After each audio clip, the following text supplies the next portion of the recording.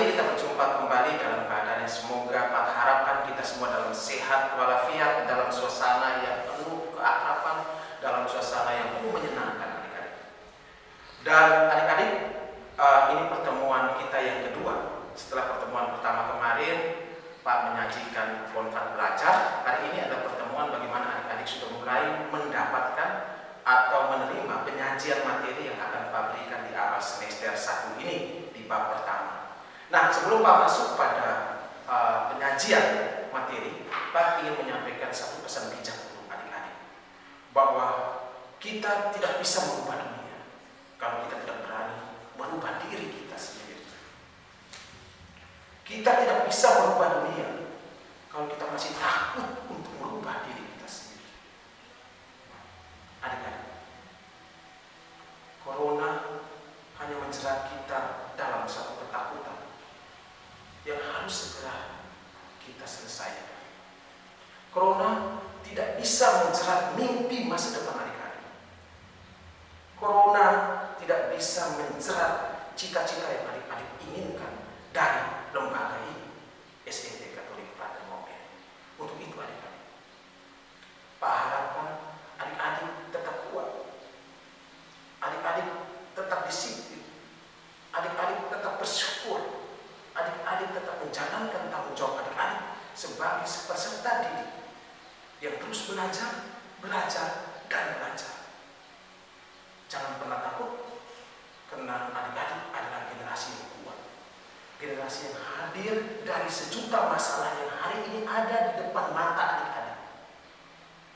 Dan kami yakin pertemuan kita ini disekat oleh sejuta rindu untuk memenuhi ruang kelas yang kosong sejak awal Maret sampai dengan awal tahun ajaran ini. Adik-adik sama sekali belum pernah berada dalam ruang belajar yang sebenarnya. Tapi Pak yakin selama adik-adik berada di sana, adik-adik tetap komitmen untuk terus merajut mimpi-mimpi dan cita-cita adik-adik. Untuk itu jangan pernah mengalah dan jangan pernah takut. Ubah diri, ubah dunia. Baik adik-adik, peserta didik yang terkasih, hari ini di pembelajaran pertama kita akan mengenal materi yang namanya teks laporan percobaan. Namun sebelum kita memulai penjelasan dan penyajian materi ini adik-adik, kami minta kita semua menundukkan kepala, menyiapkan hati kita, batin kita yang tulus, perasaan syukur yang tulus kepada Tuhan sebagai hakikat pemilik kehidupan. Dia yang masih memberikan kesempatan kita untuk belajar bersama, walaupun melalui daring. Untuk itu adik-adik, mari kita menyiapkan diri, mengambil sikap doa yang tenang, hening, menyampaikan wujud-wujud khusus dari rumah yang adik-adik persembahkan untuk diri adik-adik. Mari kita mulai dalam doa.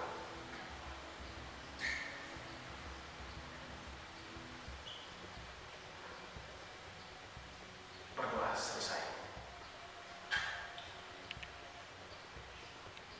Adik-adik yang terkasih, pembelajaran kita di bab pertama semester pertama ini untuk mata pelajaran bahasa Indonesia di kelas 9 tahun ajaran 2020-2021, adik-adik akan mengenal yang namanya teks laporan percobaan. Nah, di bab pertama ini kita akan mempelajari 4 KD khusus. Dari 4 KD ini, jika adik-adik melewati secara baik, maka bab pertama ini akan tuntas adik-adik. Dan di 4 KD ini adik-adik, Pak akan menyajikan setiap kali pertemuan dengan 1 KD pembelajaran, kalaupun itu memungkinkan. Jika tidak, maka setiap kali bisa disajikan dalam 2 kali pertemuan pembelajaran kita. Nah, untuk pertemuan pertama kita ini adik-adik, kita akan mengenal yang namanya bagaimana mengetahui atau mengidentifikasi isi dari sebuah teks laporan percobaan. Pada materi kali ini adik-adik akan mengenal kira-kira seperti apa itu teks laporan percobaan, bagaimana ciri-ciri teks laporan percobaan, mengenal struktur dari teks laporan percobaan, mengenal perbedaan antara teks laporan percobaan dengan teks yang lainnya, serta adik-adik juga akan mengenal bagaimana cara menemukan atau mengidentifikasi isi yang ada di dalam sebuah teks laporan percobaan. Nah adik-adik, sebelum kita masuk pada materinya, adik-adik berpesan seperti ini. Banyak ilmuwan muda yang lahir dari sebuah penelitian yang sederhana. Banyak ilmuwan hebat yang mampu menciptakan teori baru dari sebuah percobaan sederhana. Dan itu dikemas baik dalam sebuah teks yang namanya teks laporan percobaan. Kenapa mereka bisa? Adik-adik masih ragu. Mari kita belajar. Oke, baik adik-adik, kita akan memasuki penyajian materi di KD awal ini terkait dengan bagaimana mengidentifikasi isi dari sebuah teks laporan percobaan. Nah, di sini di slide pertama ini Pak sajikan sebuah gambar yang sangat unik untuk adik-adik perhatikan.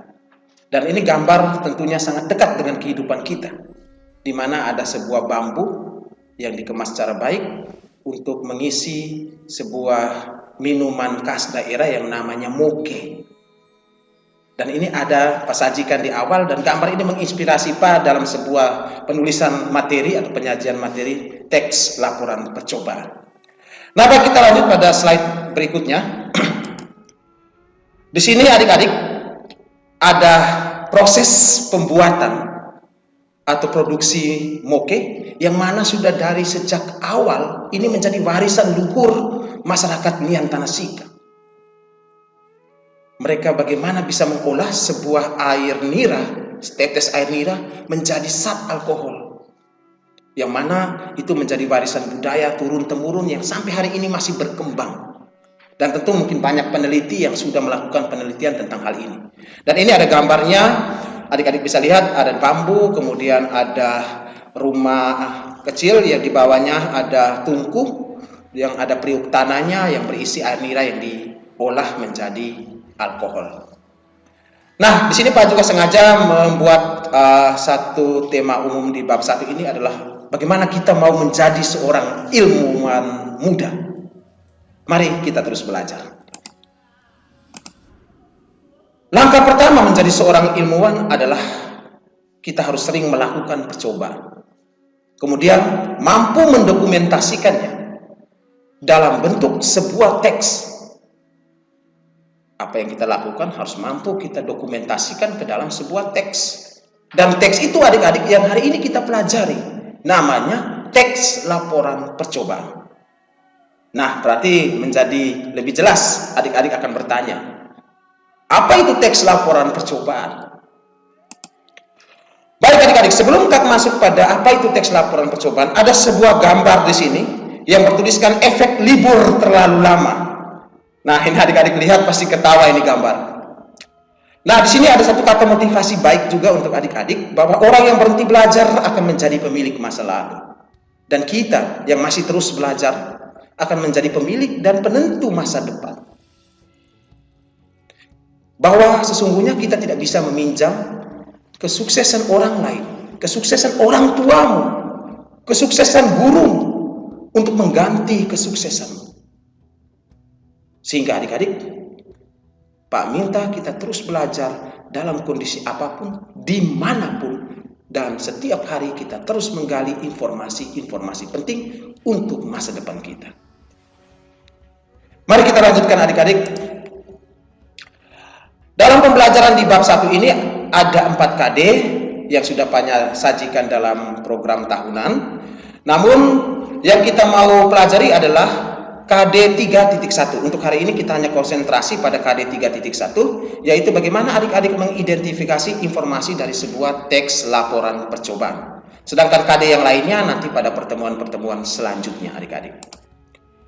Nah, adik-adik, dalam mengidentifikasi informasi dari teks laporan percobaan, adik-adik akan mengenal yang namanya pengertian laporan percobaan, ciri-ciri laporan percobaan, perbedaan laporan percobaan dengan teks lainnya, serta mungkin juga adik-adik akan mengenal bagaimana cara menemukan isi atau informasi penting yang ada di dalam sebuah teks laporan percobaan.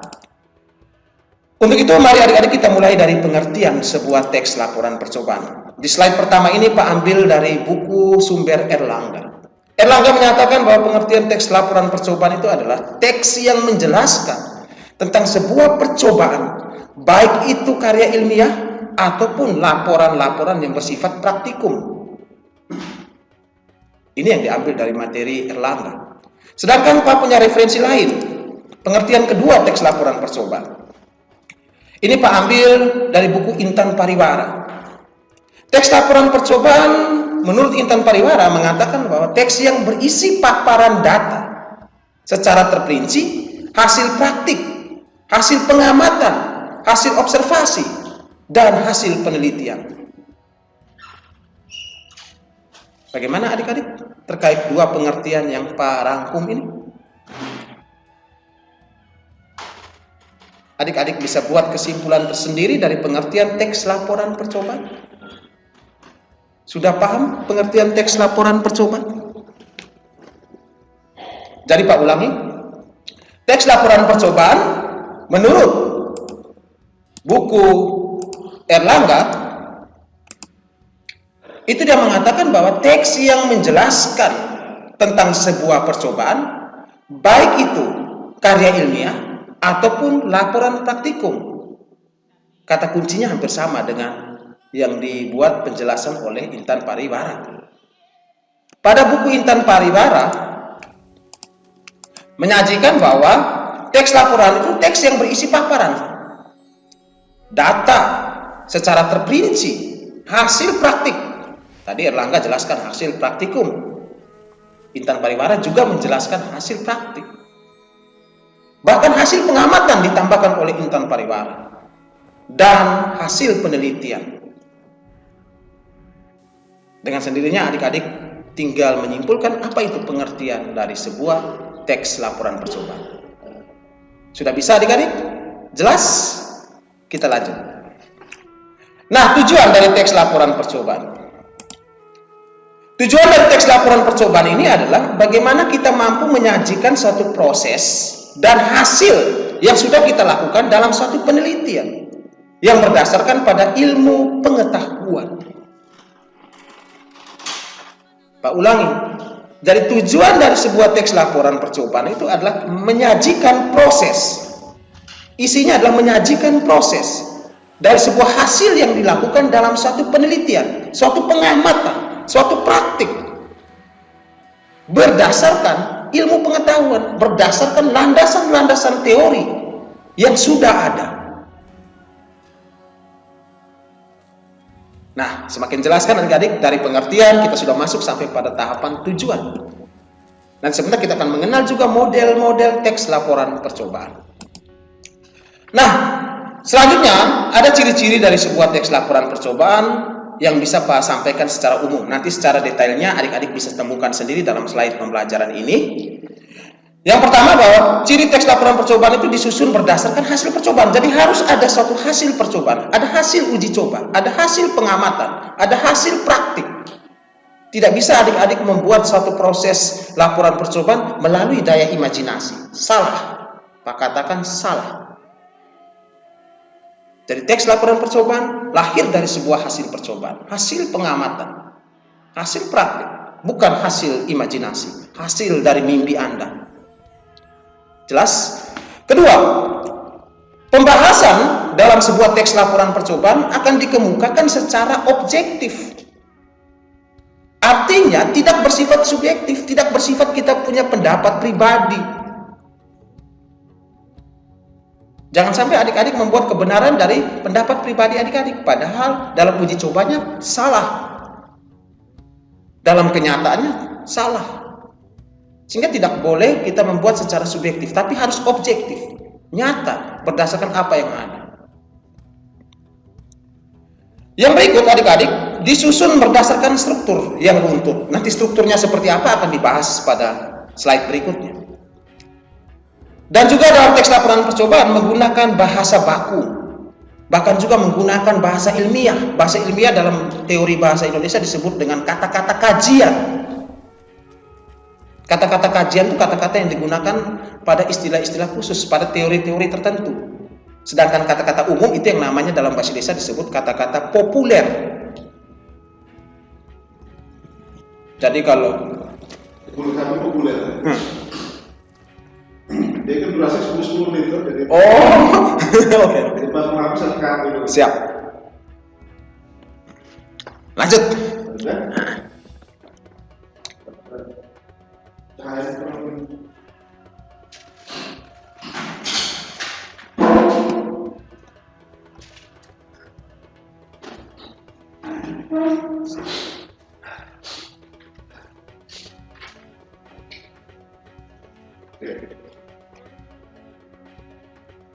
Jadi itu adik-adik, dalam bahasa Indonesia ada dua jenis penggunaan kata. Adik-adik mau menggunakan yang populer atau yang kajian. Nah, kalau yang populer yang umum. Kalau yang kajian yang khusus pada istilah teknis tertentu. Misalnya ini Pak, kasih contoh ya.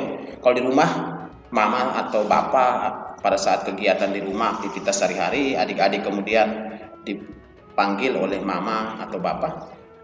Nona, tolong ambil dulu saringan di dapur itu. Nah, itu kata-kata yang namanya kata populer, kata yang sering kita gunakan dalam komunikasi keseharian.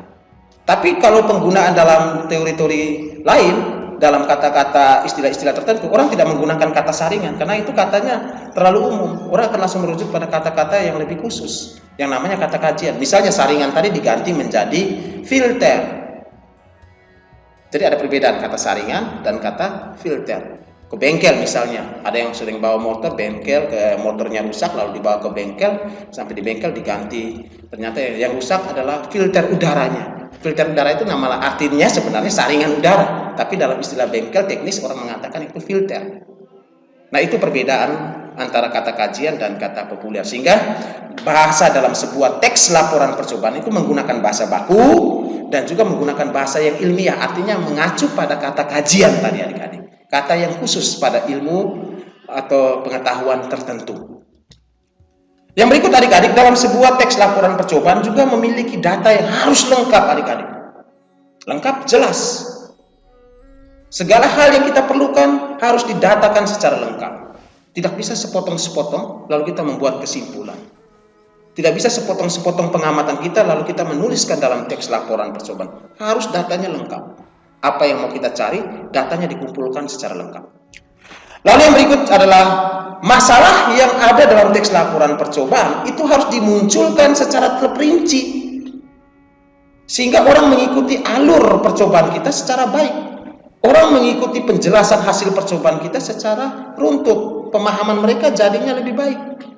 Tapi kalau tidak lengkap atau tidak dimunculkan secara terperinci, maka orang jadinya tidak mengerti. Jadi harus disajikan secara terperinci adik-adik.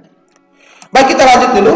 Ini juga masih penjelasan-penjelasan, Pak tidak lagi mengulang penjelasannya. Nanti adik-adik bisa baca dan melihat sendiri terkait dengan ciri-ciri dari teks laporan percobaan. Yang mau lanjutkan di sini adalah bagaimana mengenal ciri kebahasan teks laporan percobaan. Sebenarnya ini ada pada KD berikutnya, tapi pasal singgung memang sehingga pada KD berikutnya adik-adik tinggal mengulangi kembali. Dalam sebuah teks laporan percobaan adik-adik memiliki ciri-ciri kebahasaan. Di antaranya pertama menggunakan kaidah bahasa yang baku, tadi sudah dijelaskan di awal. Yang kedua menggunakan juga kalimat tunggal, bahkan kalimat majemuk. Nanti kita akan pelajari pada pertemuan selanjutnya terkait dengan KD unsur-unsur kebahasaan dari sebuah teks laporan percobaan. Lalu menggunakan konjungsi, menggunakan juga kata-kata teknis tadi dan juga kata-kata populer. Kata teknis nama lainnya kata kajian. Menggunakan kata bilangan, menggunakan juga kata depan dan imbuhan-imbuhan. Bahkan menggunakan juga tabel, diagram, dan grafik dalam kebutuhan kita menyajikan data laporan percobaan. Ini unsur-unsur kebahasaan yang merupakan ciri dari sebuah teks laporan percobaan. Nah adik-adik, dari pengertian sudah kita ikuti. Coba adik-adik ingat kembali penjelasan Pak sebelumnya. Setelah itu kita sudah mengikuti kembali juga ciri-ciri dari teks laporan percobaan. Dan sekarang kita masuk pada bagian mengenal struktur teks laporan percobaan. Teks laporan percobaan ini memiliki berbagai versi struktur. Di sini Pak akan sajikan 3 versi struktur.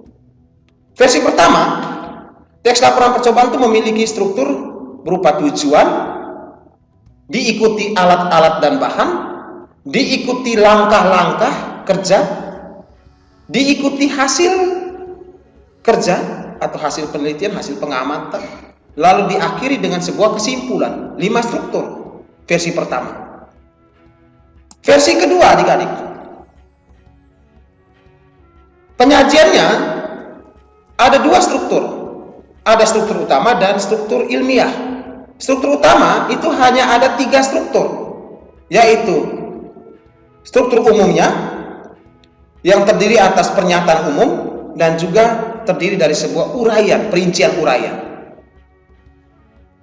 Sedangkan struktur ilmiahnya dirincikan dimulai dari judul, ada objek, ada pelaku percobaan, ada tempat dan waktu percobaan, ada tujuan, ada juga bahan dan alat, ada juga langkah-langkah, ada juga hasil percobaan yang kita terima, dan juga ada simpulan, serta bahkan diakhiri dengan daftar pustaka yang merupakan rujukan teori yang kita gunakan dalam penulisan percobaan kita. Ini versi kedua struktur teks laporan percobaan. Nah, yang berikut versi ketiga dari teks laporan percobaan ini. Struktur ketiga dari teks laporan percobaan ini ada judul. Dari judul ini akan menampilkan kata kunci yang ada dalam isi teks laporan percobaan. Yang kedua, adik-adik, pendahuluan. Pendahuluan ini menampilkan latar belakang, alasan mengapa sampai dengan kita mau melakukan satu percobaan. Bahkan sampai dengan rumusan masalah harus kita tampilkan dalam pendahuluan. Rumusan masalah ini adalah kata kunci untuk menjawab masalah yang mau kita gali dari sebuah percobaan, dari sebuah praktikum, dari sebuah pengamatan. Lalu yang berikut ada tujuan. Tujuannya hasil yang kita dapatkan dari masalah. Itu juga nanti diuraikan dalam pendahuluan. Setelah itu adik-adik ada landasan teori. Landasan teori ini yang membantu kita untuk memecahkan masalah, memecahkan rumusan masalah yang ada pada pendahuluan. Setelah itu adik-adik ada metode penelitian. Metode ini membantu kita untuk memaparkan alat dan bahan serta prosedur kerja, cara kerja dalam sebuah percobaan pengamatan. Ada juga struktur yang berikut namanya hasil dan pembahasan. Hasil dan pembahasan ini adik-adik wajib dipaparkan secara cermat dan jelas, secara terperinci, berdasarkan kajian teori. Nah, perlu Pak sampaikan bahwa dalam hasil pembahasan, hasil percobaan dan pembahasan, kadang-kadang apa yang menjadi perkiraan kita di awal bisa salah dalam penelitian dan percobaan. Tidak sesuai dengan hasil penelitian dan percobaan. Misalnya, Pak ambil contoh, kita mau menguji kandungan vitamin C pada jeruk dan stroberi. Kita berpikir bahwa jeruk memiliki kandungan vitamin C yang paling banyak. Ternyata setelah melakukan uji coba dalam penelitian kita, stroberi memiliki kandungan vitamin C yang lebih banyak dari jeruk. Nah, hasil pembahasan kita harus tulis secara jujur. Tidak bisa kita mengubah hasil percobaan kita. Tulislah, stroberi memiliki kandungan vitamin C yang lebih banyak dari jeruk. Dan itu dibahas secara terperinci pada bagian hasil dan pembahasan. Setelah ada hasil dan pembahasan, adik-adik kita akan masuk pada simpulan. Kesimpulan ini adalah intisari hasil percobaan yang dipaparkan lebih ringkas daripada bagian hasil dan pembahasan sebelumnya. Kata-kata kunci yang kita ambil dan kita isi pada bagian simpulan sebagai sebuah pembahasan akhir yang menjadi inti dari uji coba kita. Setelah itu ada daftar pustaka yang mana sebuah rujukan berisi rujukan-rujukan teori, kajian-kajian teori yang kita gunakan selama melakukan uji coba pada judul tertentu. Nah, adik-adik, itu struktur yang ketiga. Pertanyaannya adalah, Pak, kalau kami mau menulis teks laporan percobaan, kami gunakan struktur yang mana? Ingat adik-adik, dari ketiga struktur ini Pak tidak membatasi ruang gerak adik-adik untuk berkreasi. Adik-adik boleh menggunakan ketiga struktur ini, memilih salah satu dari struktur yang ada ini untuk menyajikan atau menulis teks laporan percobaan yang adik-adik lakukan dalam percobaan sederhana dimanapun adik-adik berada. Sehingga dari tiga struktur ini justru membantu adik-adik untuk mengenal lebih jauh tentang teks laporan percobaan. Ternyata ada versi pertama dengan struktur yang modelnya begini, versi kedua yang strukturnya model begini, dan versi ketiga yang strukturnya model seperti ini. Jelas adik-adik? Mari kita lanjutkan.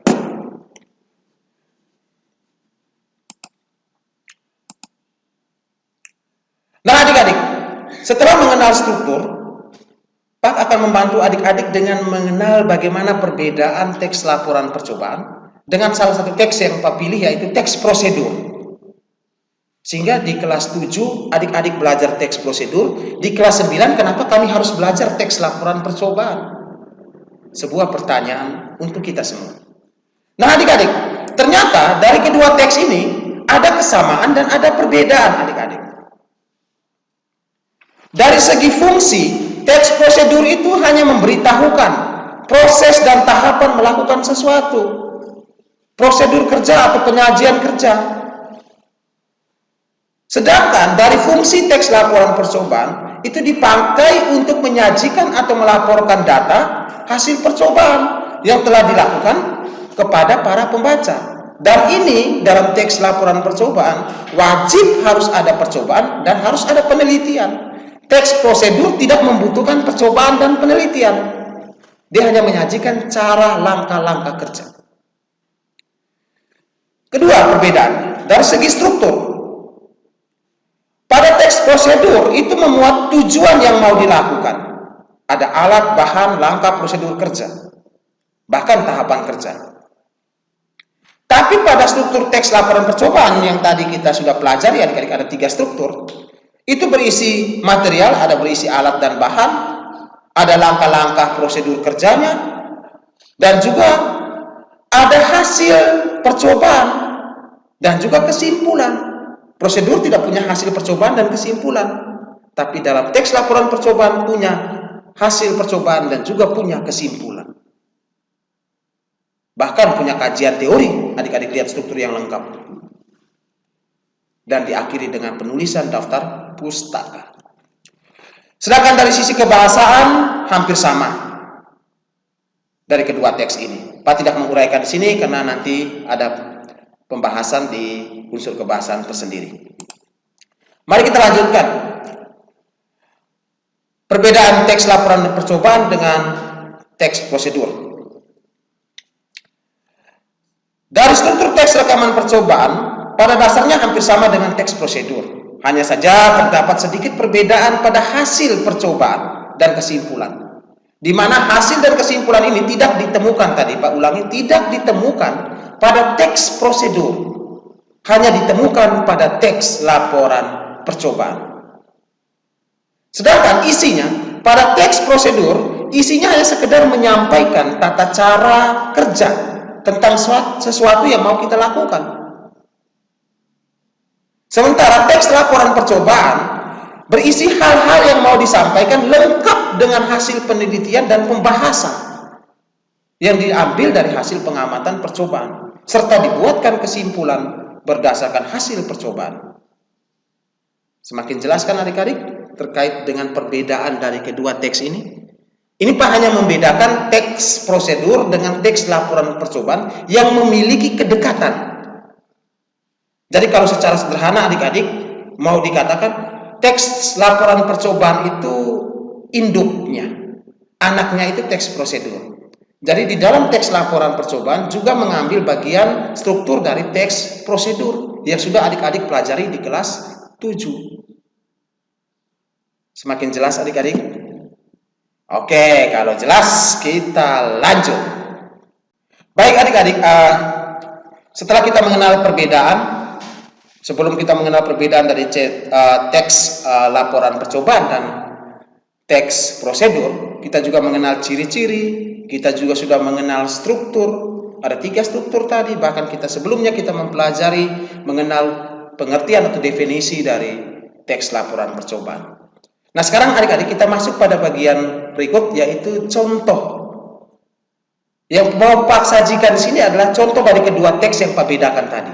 Contoh teks prosedur, lalu kita masuk pada contoh teks laporan percobaan untuk membantu adik-adik semakin lebih jelas mengingat bagaimana memahami sebuah teks laporan percobaan secara lebih rinci. Nah di sini contoh teks prosedur adik-adik. Adik-adik bisa lihat, Pak tidak perlu bacakan. Sehingga adik-adik bisa lihat kembali berulang-ulang yang ditampilkan dalam slide ini. Di mana dia memiliki struktur tujuan, ada alat dan bahan, lalu kemudian ada langkah-langkah, dan ada bagian penutup. Ini teks prosedur. Nah, bagaimana kita melihat contoh dari teks laporan percobaan?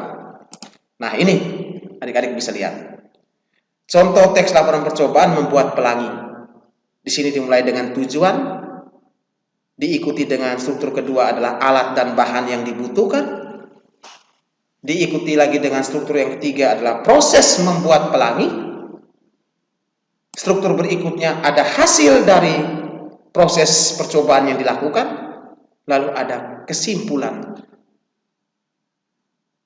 Jelas adik-adik dari kedua contoh ini? Sudah menemukan perbedaan? Sudah membuktikan perbedaan yang Pak sampaikan tadi? Sudah menemukan ciri-ciri berdasarkan kedua teks ini? Semakin jelas definisi dari teks laporan percobaan? Kalau semuanya jelas, mari kita lanjutkan. Nah adik-adik, kita akan masuk pada bagian berikut adalah bagaimana mengidentifikasi informasi pokok dalam sebuah teks laporan percobaan. Adik-adik, mengidentifikasi itu artinya kita menemukan isi, menggali isi, mencari isi dari sebuah teks laporan percobaan. Sehingga bagaimana caranya? Nanti di sini Pak akan menyajikan, karena ini adalah inti dari KD yang kita pelajari. Ingatkan tadi di awal kita mempelajari bagaimana mengidentifikasi informasi pokok yang ada dalam teks laporan percobaan. Nah, adik-adik, ternyata isi pokok dari sebuah teks laporan percobaan itu terdapat dalam strukturnya. Jelas adik-adik? Pak ulangi ya. Informasi pokok dalam teks laporan percobaan itu terdapat dalam struktur teksnya. Yang mana? Dimulai dengan tujuan percobaan, bahan dan alat yang digunakan, langkah-langkah percobaan, sampai dengan pada bagian struktur yang terakhir adalah hasil percobaan. Di dalam bagian-bagian struktur ini, adik-adik memuat inti penting dari sebuah teks laporan percobaan. Sehingga kalau ditanya mencari informasi pokok dalam teks laporan percobaan, adik-adik cari pada bagian strukturnya. Setelah itu adik-adik rangkai dalam beberapa gagasan-gagasan pokok yang disatukan menjadi sebuah intisari informasi pokok yang adik-adik temukan dari sebuah teks laporan percobaan. Bagaimana adik-adik? Sampai di sini ada pertanyaan? Silakan nanti bertanya pada ruang berikutnya. Nah, adik-adik lebih detailnya adik-adik bisa membaca bagaimana cara mengidentifikasi informasi dari teks laporan percobaan. Di sini pada sajikan dua cara. Yang pertama, untuk mengidentifikasi informasi dari teks laporan percobaan, adik-adik perlu menemukan beberapa unsur penting dalam struktur yang tadi Pak sudah jelaskan.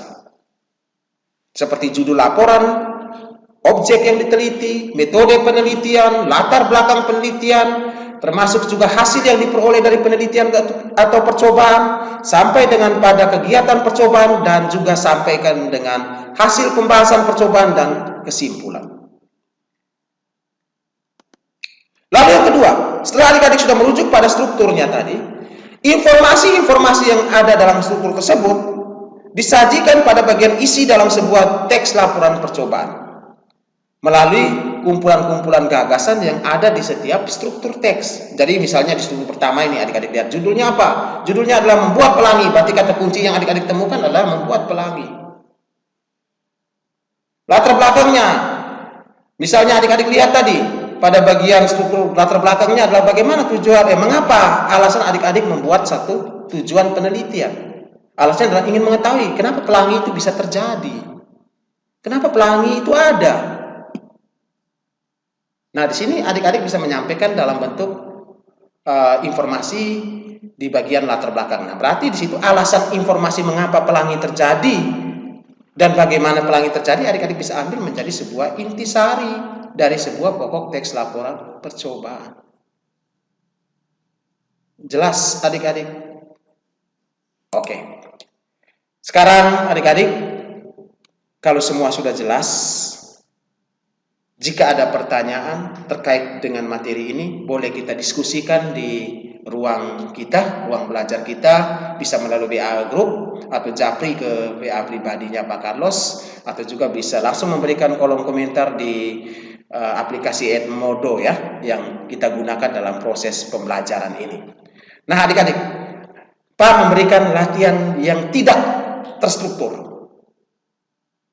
Latihan ini ada 4 nomor untuk kembali membuka, mengingat apa yang sudah Pak sajikan dalam pembelajaran kita hari ini. Pertama, adik-adik diminta untuk mencari teks laporan percobaan berdasarkan ketiga model struktur teks yang tadi sudah Pak sajikan. Adik-adik cari mana yang model struktur pertama, mana teks laporan percobaan yang model struktur kedua, dan mana model yang ketiga. Dicari 3 struktur.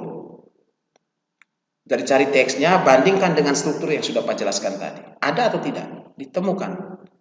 Boleh cari di Google, boleh cari di buku-buku referensi yang adik-adik miliki. Silakan. Kebebasan adik-adik untuk mencari dan untuk menemukan ketiga struktur yang tadi sudah Pak jelaskan. Kedua, adik-adik menjelaskan persamaan ciri dan struktur dari ketiga jenis teks yang adik-adik cari tadi, yang sudah adik-adik temukan. Jelaskan persamaan cirinya, jelaskan juga persamaan strukturnya.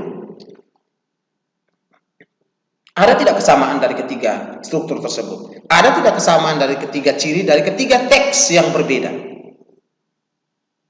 Yang ketiga, adik-adik menjelaskan perbedaannya. Perbedaan dari ciri dan perbedaan dari struktur. Kalau tadi kita mencari persamaan, sekarang kita mencari perbedaan ciri dan struktur dari ketiga teks laporan percobaan. Dan yang terakhir, adik-adik menjelaskan isi informasi yang adik-adik temukan dari teks laporan percobaan pertama, teks laporan percobaan kedua, dan teks laporan percobaan yang ketiga. Dibuat masing-masing isi informasinya seperti apa. Dengan cara menemukan isi informasi yang sudah Pak jelaskan sebelumnya. Bisa paham adik-adik? Kalau jelas, maka latihan ini diberikan untuk adik-adik kembali mengingat referensi, mengingat materi yang sudah Pak sajikan pada pembelajaran hari ini. Selamat belajar adik-adik, dan selamat mengerjakan latihan yang tidak terstruktur ini. Boleh adik-adik kumpulkan latihan ini dalam waktu 1 minggu.